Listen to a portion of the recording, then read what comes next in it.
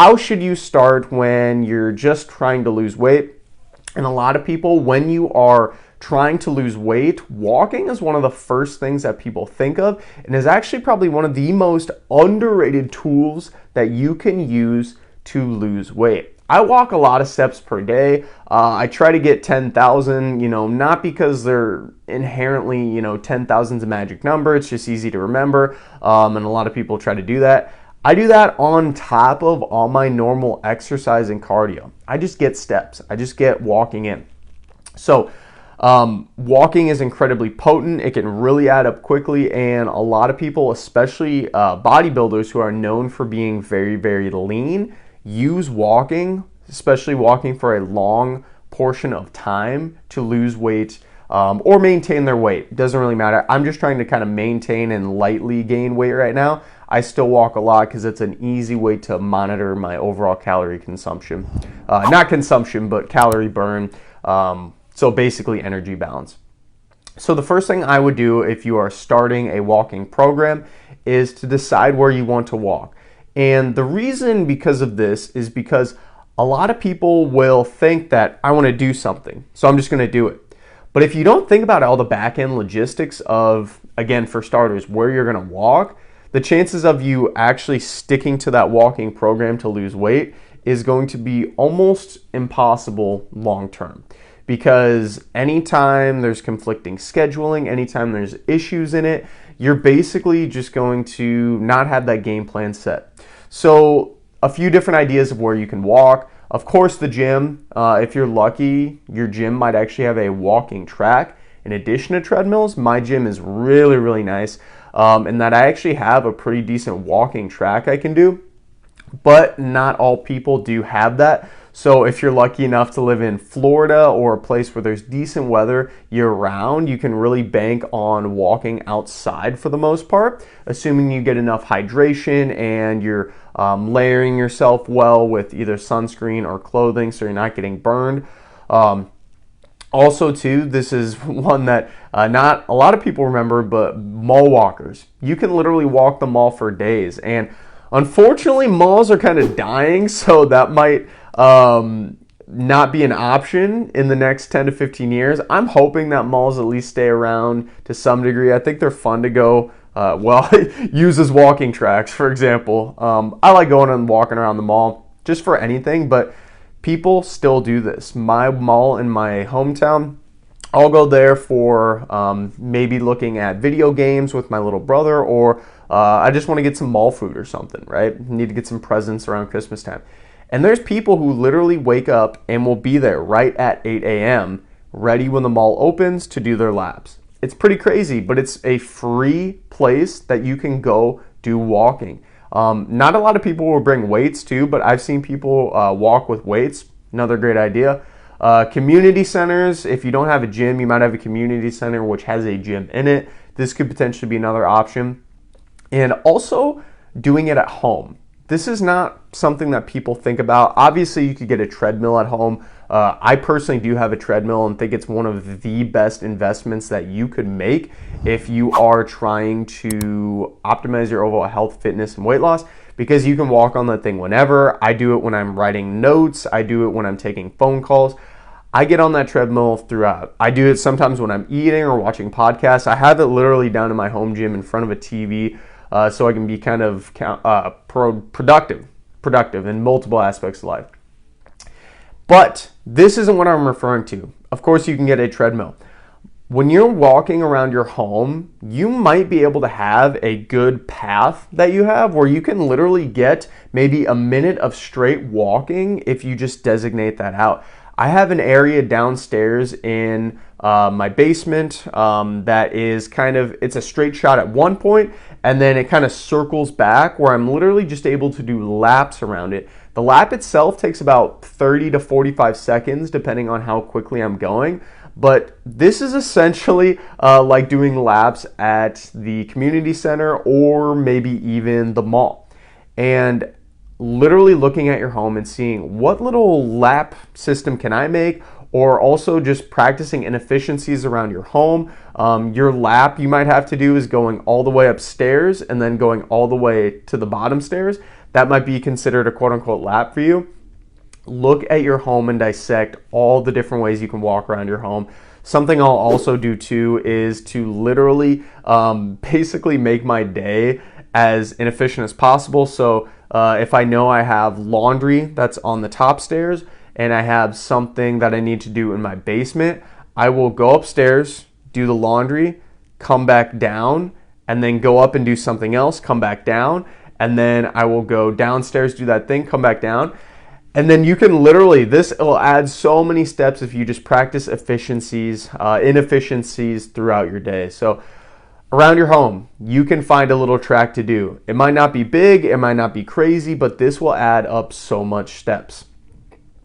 Another thing you should do after you find out where you are going to walk for your weight loss routine is to outline your week and simply decide which days you are going to walk for your weight loss workout. So a lot of people like the Monday, Wednesday, Friday, 3 days a week. That's really easy to remember. You can do either a morning or afternoon workout depending on which kind of works out best for your normal life. I usually try to get people, especially if they're doing any type of workout routine, to do it before work, because after work you're not going to be very tired, you're not going to have a lot of energy. You're usually going to be very tired, and you're not going to be motivated to do it quite as much as you would if you came in a little bit fresher, as in before you go to work. So just something I highly recommend to people.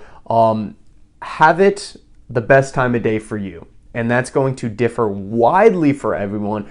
Because there might be some people who get off work and they're like, I'm ready, I'm actually energized, I've been thinking about getting that workout in all day. This used to be me actually when I did work kind of a later shift. I would get off work and think, I'm ready to work out, let's do this. There's other people who get off work, and this might be you, where you're like, I'm sitting back, I'm gonna drink some beers, I'm gonna get some TV on, and that's it. I'm cashed. And that's okay. Just know yourself and plan whichever time of the day works out the best for you. Another thing I really like doing with people is when they're outlining their week is to schedule transitions from when they are doing activities to when they could be walking. For example, we're talking about walking weight loss. So if you're on your way home from work, or maybe you go out to a weekly lunch or event with your friends, and that event or work is on the way home from a park, it's on the way home from a gym. And basically what I'm trying to get at here is to plan the times you're out and about with the times you want to work out. So have it kind of work into your transition time with your life, which makes it so much easier to adhere to. Because if you think about it, if you have a gym that's literally on the way home from your work when you're driving home, would it make much more sense to just drive straight to the gym after your work, or go home, get something to eat, get your clothes, start getting procrastinated? Now you have to drive all the way back to the gym. This just adds on a lot of different barriers that people are usually dealing with when they're trying to start any workout program, and specifically when we're talking about this walking program as well. Also too, if you're finding value from this, please consider liking the video. I'd greatly appreciate it so much. And once you do that, you've got your week kind of outlined, you decided where you're going to do it. Addressing the barriers to exercise, and in this case, getting your walking in, is incredibly crucial. You're trying to decide for yourself, where am I going to fall off? Where is the potential issues going to lie in when I'm following this exercise program? So maybe one of your barriers is that you're completely exhausted after your days at work. Maybe another barrier is you always forget to bring clothes to work to go work out after. Maybe you're just bored with your exercises. Or maybe you have an all or nothing mentality. This could be another barrier. An all or nothing mentality basically means that you go in and you don't feel like doing anything, so you don't do anything. Versus just doing a little bit of exercise to build some momentum and hopefully get you something. You believe that simply not doing any exercise is better than doing just a little bit of exercise, because that workout's going to be quote unquote wasted. This isn't true, but this could be another barrier for you. So looking at your life and defining which barriers are going to be the most basically issue bringing up, and trying to work through those barriers are going to be incredibly crucial for your long-term success. And these barriers are going to be different for everyone. I'll give you an example for myself. I know a barrier to getting to the gym. Shocker, a fitness professional has a barrier to the gym. No, it happens to everyone. A barrier for myself of getting to the gym is that sometimes I get distracted and I just think too much about what's on my phone. So I'll pull up my phone, I got to do some stuff for my business, and then just 10 minutes later, I'm just scrolling. So because of this, I know this is a barrier for myself, and this eats a lot of time. When I'm about to go to the gym, I usually have to put my phone either down in my pocket or completely out of sight so I can get myself focused to doing that thing. I'm trying to address that barrier before it becomes an even bigger barrier, and this might be actually a prime example for you as well. So some quick tips when getting started with your walking program. Start with a very small amount. You can either do it in steps or minutes walked. So maybe right now you only walk 3,000 steps a day. Okay, that's great. Let's try to just do another 1,000 every day. Maybe right now you only walk 10 minutes a day. Let's just add another 15 minutes a day. Or let's go up to 15 minutes a day, I should say. And this is really easy because, again, like we talked about in the last portion of this podcast, we're just trying to build some self-confidence, trying to build some momentum. So over time, you can kind of see for yourself that, hey, 15 minutes isn't too bad. I'm used to doing that right now. It doesn't take too much stress or anxiety to ultimately get myself motivated to do that. And now I can actually do more and more. And maybe you want to start adding in some weight training. It's just kind of this never-ending thing that builds on itself over time. Another good tip that I always like to use is to walk with friends. This is great because it can increase socialization. You can catch up with people. Also, it brings in some accountability where if you know, hey, I'm walking with this person at 8 a.m. at this time, you're not going to let them down because you're going to be there for them. Also, it can kind of help with boredom too. If you're bored, having somebody with you to kind of embrace the suck with you is incredibly insightful and very, very useful. Something that I like to do is listen to books or music or podcasts. This is something, again, nothing crazy. A lot of people do this, but if you're first starting out, using these tools as leverage to get you to be able to do them for a very long time makes it very, very crucial for overall adherence. Something I talked about earlier too, practicing inefficiencies at home. So if you have a lot of chores, try to be as inefficient as possible. So if you know you have a chore that you need to do upstairs, maybe you have 3 chores that you need to do upstairs. Go do one chore, come back downstairs, do something, go back upstairs, do the other chore, come back downstairs, do something, and then finish the last one.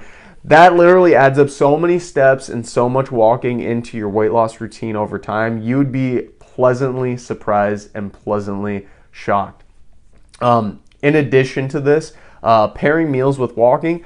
This isn't something that a lot of people do, but I think it's something important to note and discuss. I usually walk on my treadmill when I'm eating a meal. And again, this isn't like a 4-course meal. Usually it's my quicker meals in the day, like a sandwich or maybe some yogurt and fruit, something that I can eat in my hands while I'm walking. But it's just pairing activities I know I'm going to do, like eating, with walking. Also, there's some good blood glucose regulation too if you do walk and pair food together, so that's super crucial. And then pre-planning your day the next day is going to be probably one of the best things you can do as well. So maybe you wear your clothes to bed that you were going to wear for the next workout. The day after, you can put your water bottle right by your phone in the morning. Maybe even put it on top of your phone. Just trying to find ways to set up your environment a little bit better to make it a little less difficult for yourself.